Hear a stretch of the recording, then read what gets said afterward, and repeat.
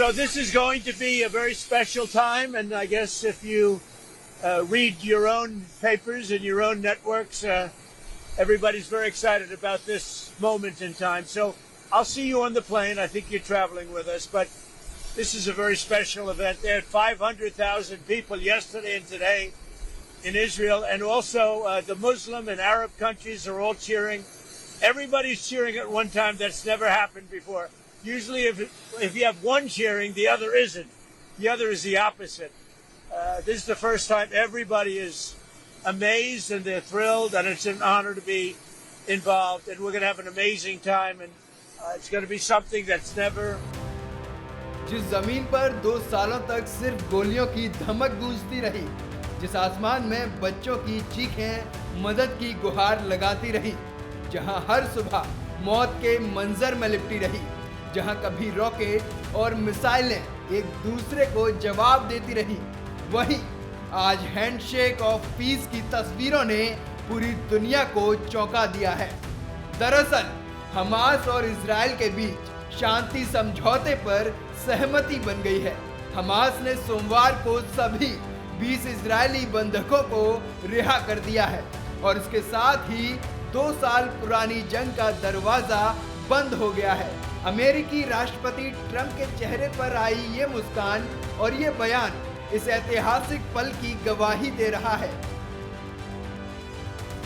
Hamas ने सभी 20 Israeli बंधकों को रिहा कर दिया। इन्हें 7 और 13 के 2 बैच में छोड़ा गया।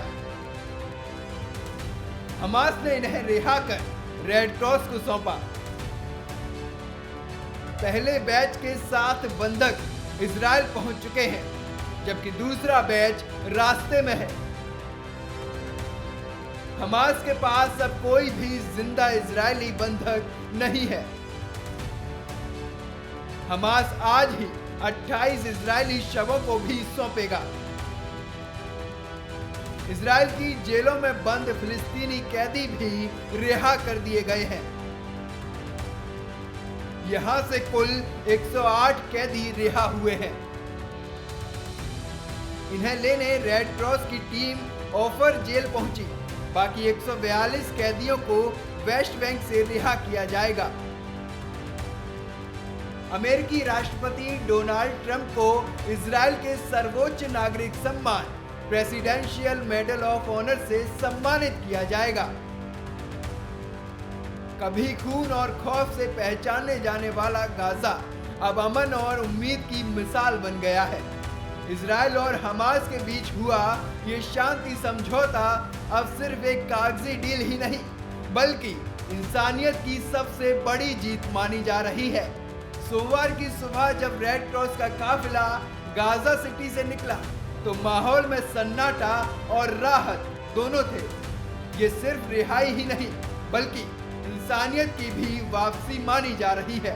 ट्रंप के रोड मैप के मुताबिक दोनों पक्षों के बीच हुए इस शांति समझौते के बाद ट्रंप सोमवार को इजराइल पहुंचे और इस ऐतिहासिक लम्हे के लिए इजराइल के लोगों को बधाई दी। दरअसल इस शांति समझौते को लेकर पिछले कई दिनों से ट्रंप के मास्टर प्लान को लेकर दोनों पक्षों के प्रतिनिधियों के बीच मिस्र के समुद्री शहर शर्म अल शेख में बड़ी बातचीत हुई थी, जिसके बाद ये शांति का नतीजा दुनिया के सामने आया है। Make everybody happy. The one thing I can tell you is everybody is happy, whether it's Jewish or Muslim or the Arab countries. Every country is dancing in the streets, and it's a point in time I don't think you'd ever see it again. They've never seen it for 3,000 years. If you like one group, you don't like the other group, and if you like the other group, you don't like the first group. And this is the first time they've ever seen where everybody is unified, because as you know, we're going to Egypt after Israel. And we're going to meet all of the leaders of the very powerful and big countries and very rich countries and others. And they're all into this deal. Everybody's into it. It's never happened before. So I would say this is a lot tougher. Israel के बाद राष्ट्रपति Trump सीधे Egypt जाएंगे, जहां वो अपने master plan के अगले चरण की बात कर सकते हैं। इजरायली बंधकों की रिहाई सिर्फ एक समझौता ही नहीं, बल्कि ये एक ऐतिहासिक मोड़ माना जा रहा है, जहां बंदूकों की जगह अब बातों ने ले ली है, जहां बारूदी सुरंगों पर अब बच्चों की हंसी सुनाई दे रही है और जहां गाजा के आसमान में पहली बार शांति का परिंदा उड़ता नजर आ रहा है।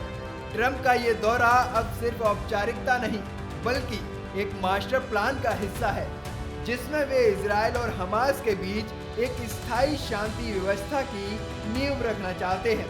शांति के अगले चरण में सीमा सुरक्षा, पुनर्निर्माण फंड और गाजा को आतंक मुक्त बनाने जैसे अहम समझौते हो सकते हैं। ट्रंप के इस प्लान को इजराइल के संसद में एक ऐतिहासिक पल बताया जा रहा है। American president has ever done more for Israel. And as I said in Washington, it ain't even close. It's really not a match. Mr. President, today we welcome you here to thank you for your pivotal leadership in putting forward a proposal that got the backing of almost the entire world. A proposal that brings all our hostages home.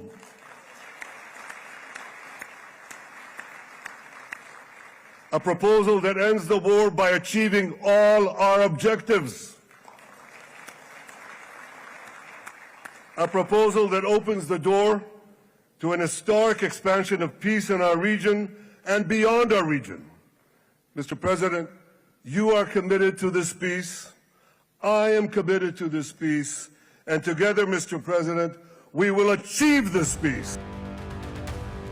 सिर्फ यही नहीं, सड़कों से लेकर संसद तक Trump के स्वागत में इजराइल के शहरों में थैंक यू डोनाल्ड ट्रंप की लाइनें लिखी गई थी। इजराइल के लोग राष्ट्रपति डोनाल्ड ट्रंप को गाजा युद्ध विराम वार्ता में उनकी भूमिका के लिए धन्यवाद दे रहे हैं। अब ट्रंप के उस रोड मैप पर भी एक नजर डाल लेते हैं, जिसके तहत ये शांति समझौते की लकीरें खींची जा रही हैं। इजराइल और हमास के बीच सहमति बनी तो गाजा में युद्ध तुरंत खत्म होगा। सहमति से इजराइल अपनी सेनाओं को धीरे धीरे गाजा से निकाल लेगा। हमास 72 घंटे में सभी इजरायली बंधकों को रिहा करेगा, जिनमें जिंदा और मृत दोनों होंगे। युद्ध खत्म होने पर इजराइल गाजा के उम्र कैद की सजा काट रहे 250 लोगों और अन्य 1700 कैदियों को छोड़ देगा। हर मृत इजरायली कैदी के बदले 15 मृत फिलिस्तीनी कैदियों के शव लौटाए जाएंगे।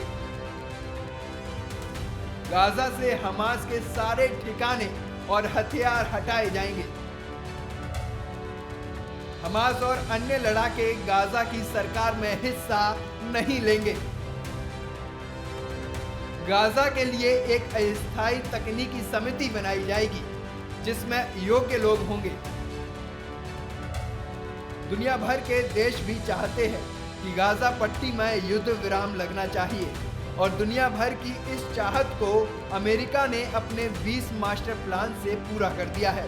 लेकिन इस प्लान में खास बात यह है कि इसमें एक बोर्ड भी बनाई जाएगी, जिसकी अध्यक्षता खुद ट्रंप करेंगे और ऐसा माना जा रहा है कि ट्रंप का ये इजराइल और इजिप्ट दौरा अगले चरण का आगाज हो सकता है। इस बोर्ड की अध्यक्षता अमेरिकी राष्ट्रपति ट्रंप करेंगे।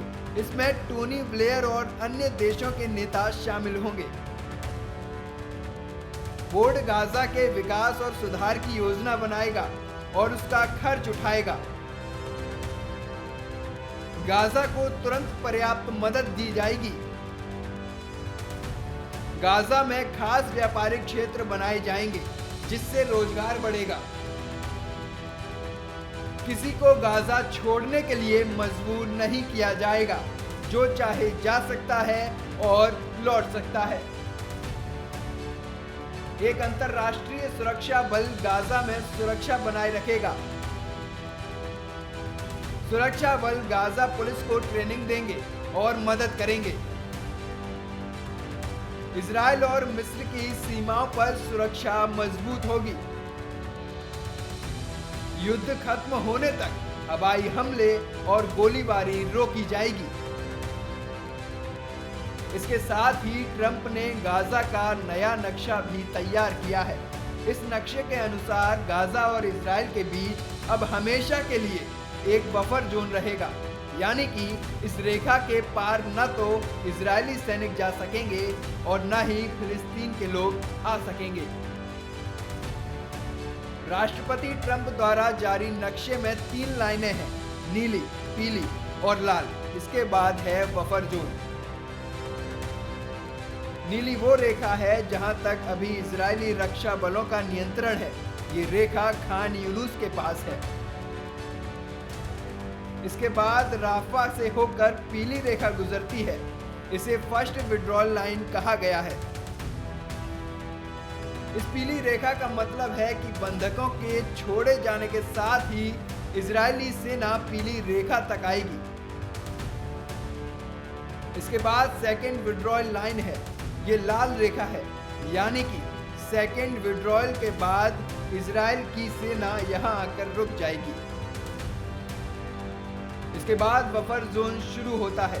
इजराइल के सैनिक थर्ड विड्रॉल के बाद यहीं आकर रुक जाएंगे। जंग की राख से उठता हुआ गाजा अब इंसानियत की नई कहानी लिख रहा है। गाजा में बारूद की जगह अब राहत की सांसें ली जा रही हैं। ट्रंप के इस मास्टर प्लान को दुनिया भर में सराहा जा रहा है। ट्रंप के लिए ये सिर्फ एक जीत ही नहीं, बल्कि उनकी डिप्लोमेटिक विरासत का सबसे सुनहरा अध्याय माना जा रहा है। ट्रंप के इस मास्टर प्लान के बाद गाजा का युद्ध एक नई इबारत में तब्दील हो गया है, जिसमें शांति, सुरक्षा और समृद्धि के रास्ते बनाए जाएंगे। Bureau report, prime news.